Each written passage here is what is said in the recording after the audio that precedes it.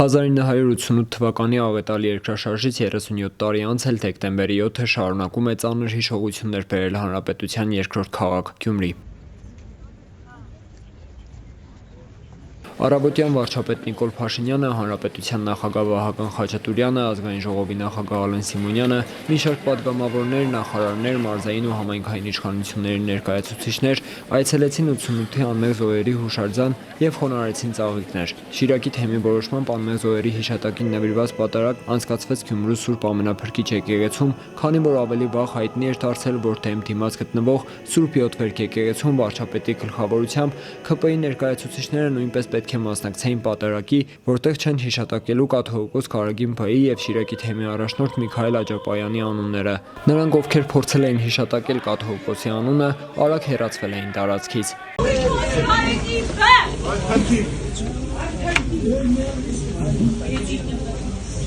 Պատարագը մատուցեց Արմավիրի թեմի տեր Մկրտիչ Քահանա Մուշադյանը։ ՔՊ-ական պաշտոնյաները վստահեցնում են, այստեղ ենթատեքստ չկա։ Կխնդրեմ բոլորս ուղղակի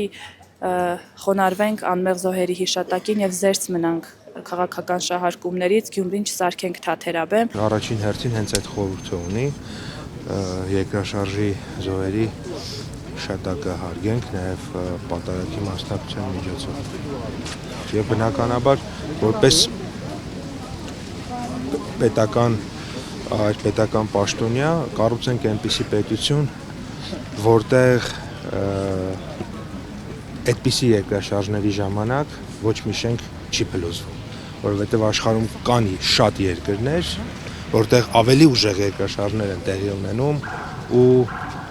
պիտի արձանագրենք, որ այդ երկրաշարժներից մարդիկ չեն մահանում։ Շիրակի մարզպետ Դավիթ Արուշանյանը նշեց, որ Գյումրին ուղղում է կռացած մեջքը, սակայն առաջընթացը դանդաղ է, հատկապես հաշվի առնելով, որ 37 տարի անց էլ քաղաքում դեռևս կան տնակներ։ Որովհետև դեռ ունենք անօտևաններ, որոնք տնական պայմաններում են ապրում, ժամանակավոր տնական պայմաններ, որոնք 37 տարի արդեն ժամանակավոր են համարվում։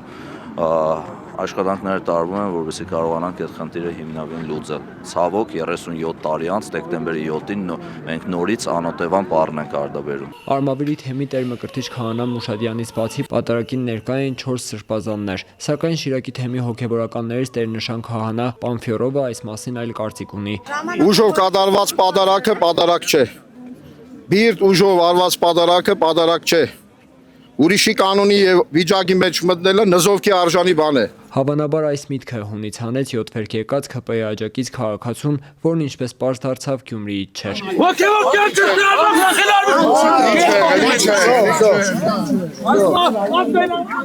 Գյումրու Ավագանու իմ հզոր համայնք խմբակցության ղեկավար Ռուբեն Մխիթարյանը համայնքապետարանի շենքից պաստառ էր բարձրացրել ի աջակցություն անազատության մեջ գտնվող սրբազանների։ Ազատություն սրբազանների! Ազատություն սրբազանների!